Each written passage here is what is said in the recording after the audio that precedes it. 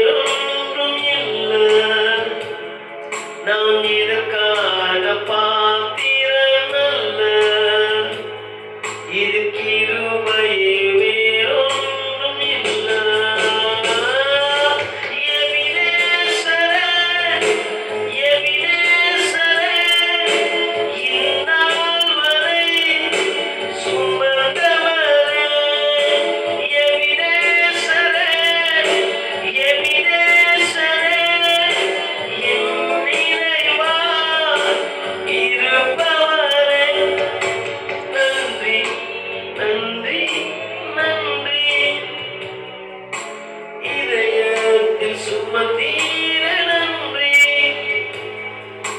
நன்றி